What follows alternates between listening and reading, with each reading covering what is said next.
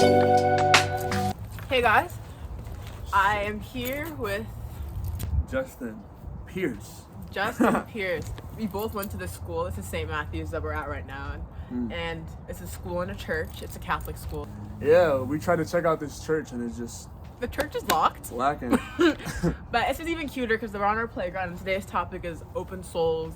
So I feel like it kind of connects. Correlates in a way. In a way. Our first question, which coincides with the blog post of this week, is what is an open soul? How would you define an open soul?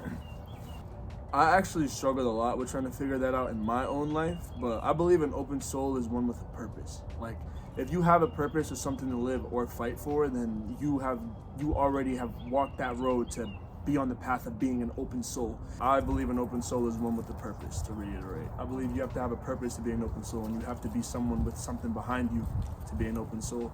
You have to have lost and earned to be one, I feel like. In my eyes, at least. More background on Justin is the reason why I think he'd be a great person to answer this question is because Justin is a musician. And a lot of musicians, with anyone who's in the arts, anything within the arts, it takes talent, and they have open souls, open spirits, free spirits, open minds, open hearts, all of that. They just have openness. Because to create something, I feel like you have to be open. How do you feel about that? Talk about your music and how it came to this. I'm very passionate about it. It's like, I just feel like we have a lot to give. A lot to give, and it's like that's my goal through music, to show what I can give and show how I can make you feel with my words and my sounds and how I do certain things.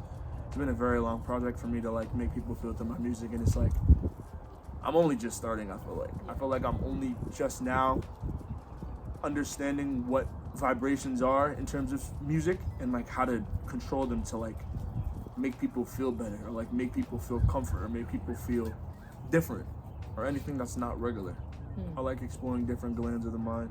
Through your music, you're being vulnerable and stuff. And you mentioned that people could just have so much power. But I believe, and as a Christian, I believe you believe that your true power comes from Jesus, our Lord. So I feel like having a connection with Him. Do you have a connection with Jesus in your music? I believe I do. I believe I try to spread that message through hints. Not even hints. Sometimes I'm very direct with it. And it's like, if you hear and if you really hear what I'm saying or hear what I'm trying to portray in certain tracks, I'm trying to push you toward you as a collective, trying to push an agenda of that path, to be down or to like trust in Jesus, to let Him take control and to not feel so stressed. There's a power above there that can take care of you, and that they will, and He will if you allow Him to. And it's like a lot of people are blind to that fact. Like I've struggled a lot with my mental health, and I feel like in my life, I felt really ostracized in my feelings, and I felt very isolated and away from everybody. And that feeling is something that I thought I dealt with alone until I opened my mind to, I want to say Jesus, but a lot of it was me opening my mind to our nature in ourselves. I don't want people to feel alone. I really, really, really would do anything in my power to have anyone not feel alone. And it's like, when you see someone struggling at their lowest and you see someone in their, I guess, in their bag about certain things, it's like you want to preach that to them. You want to preach that agenda of that faith, and you want to show them that there's light at the end of the tunnel, like always. And it's like, we all struggle with this together, mental health, and we all struggle with the problems of trying to feel perfect or trying to feel like we're enough in society, and causes a lot of disarray in a lot of people's minds. I just believe that mental health is a topic that should not be so lightly touched on, because like where I come from and like people who I've been around, they don't like speaking about that type of stuff. I have family members who deal with these things, and family members who are depressed, family members who lost their family, family members who lost their money, family members who lost their kids, and it's like they're taught to not feel, they're taught to not live that emotion or live that feeling. And it's like, when you see that in your family, and you see that you've had to deal with that too, it hits a nerve in you, and it should give you that drive, which brings me back to the first one I made in the beginning, for something to fight for. Like I feel like everyone should have that drive to be better, so that we can open everyone's minds and open everyone's soul to the realities and the realness of the world. And it's just, It's very disappointing to see how people choose certain paths. That's so real. I get really into it's crazy. Like I hate to tangent, and I know I always do, but it's like it goes into. I feel like everything goes into everything, and everything connects to everything in a way if you connect it. And it's like I don't want to leave any scenario or anything unturned or any stone unturned in a situation like this. That's where stuff gets crazy, and that's where everything like. That's where that problem comes in because we're leaving people behind. We're leaving people's mental health. We're leaving them in the dust and leaving them to fend for themselves. And it's like I feel like I try to look at every scenario and look at every eye, hear every voice, hear everything like that. So I'm sorry if a lot of what I say comes back to speaking about everybody because it's like I don't want to leave anyone behind. Mental health gets serious, and it's like the biggest factor in that is you feel like you're by yourself. And that no one is going through that with you. But it's not like that. You gotta find that love within yourself and you gotta boost yourself with that. And then with that love comes that drive to help others. Like I've been low. Like I've been in a point where it's like I didn't know if I was ever gonna crawl out. And even now in my life currently I'm still trying to crawl out of some stuff that I was in a while ago. But it's important to keep moving and to keep fighting and to keep believing and to keep accepting and to keep hearing everything and to not give up on anything and to not give up on yourself most importantly because if you're not good, nothing in your life is going to be good, honestly. You can't fend for others when you're not healed. You have to know that there's a reason why you're here. Because sometimes I get what you're saying, like, do you feel hopeless and then nothing has a purpose? And I feel like that's the key, that's that piece that was missing in the mental health conversation. Because they were like, okay, don't die. You need to live. You need to live. What am I living for? Yeah. So why am I here? Yeah, because when you're that low, there's one thing in life that you know that's going to happen. And that's death. You know you're gonna die. But the missing piece in the mental health conversation for me, and I feel like for everyone, is belief and faith in something beyond death. You know? Because if we don't believe anything's happening beyond death, that means that everything we do here is just for nothing, and that's just hopeless, you know? And Jesus promises us that there's something beyond this, which is just beautiful. And even that is the reason to keep going and to keep being a better person and to keep emitting positive energy. Even that, to know that there's a promised land after the end of this and to know that you have something to go to after all of this should be enough to fight. And it's like if you can't find your reason in yourself to find that and believe in and find your comfort in that. Because with God, there is endless comfort. And with God, there's endless anything if you believe and if you hope and you keep pushing and you just always have your foot on the throttle trying to get through. Here, what would you say about it? How are your ideas when it comes to being open? What do you perceive being open as? I feel like openness is being receptive to things, being able to hear things and understand them, because with understanding comes wisdom. You can get any information you want, but if you're not open to receiving that information, it's not going to do anything. With mental health, people are lacking purpose.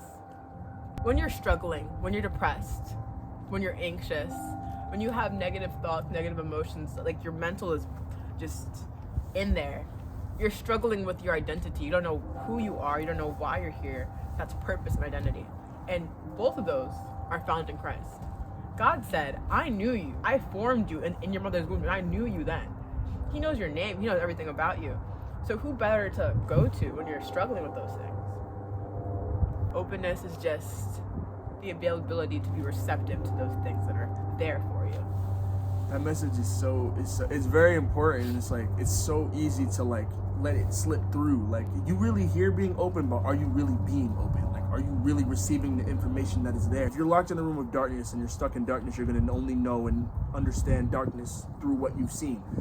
You will not know the outside or what there is to offer unless you open that door to step out and see what else there is to take in. But openness is also being vulnerable, because like the door works both ways.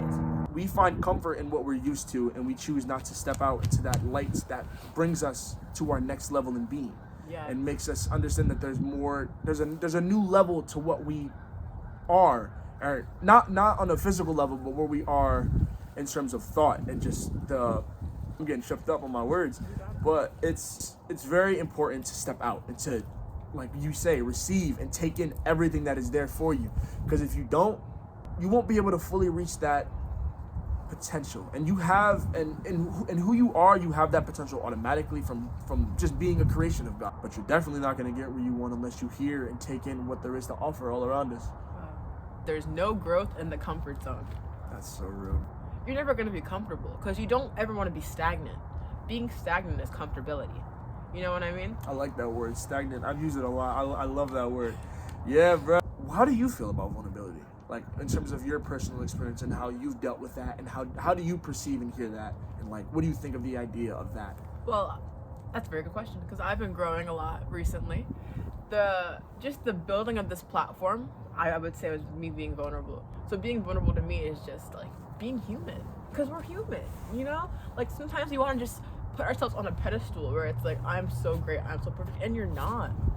Being vulnerable is accepting your flaws and being like humble, being humble, humbling yourself, humility. and putting yourself on the level of others, and not gassing yourself up to the point where you don't even know reality. I remember when I thought I was him, like, literally, and even to a point that's good because that's confidence in a way, but you don't want it to be toxic confidence. You don't want to have to put others down in order for you to get to a higher level. You don't want to have to make others feel bad about their situations, or like make them feel little about their mental health issues because you're not going through anything. Not to say that that's what you were doing, but you know what I'm saying, people like that do exist, and and it gets to a point to where it's just bringing us down, and it's like you yourself could be that person, and if you don't take that time to heal yourself and to know whether or not you are open, you won't be able to catch yourself without knowing yourself. And you have to know yourself. You have to know yourself. You have to be comfortable with the vessel that God gave you. It's okay to be vulnerable. It's okay to be open. It's okay to accept what is there for us. Yeah. We have to be open and ready to accept that. Because like, the second you don't, you can get pushed down somewhere you didn't even know you was going. That's a beautiful note to end on. Thank you, Justin. We'll definitely have him back again because he has a lot to share. Yeah, I be talking. Yeah. He has a lot to share. He has a lot of life experience. Thank you so much, guys. If you want to hear more about openness and open souls, you can go read the blog. The link is in the bio. Everything should be in. The link is somewhere. It's up there. It's down there. Everywhere is the link.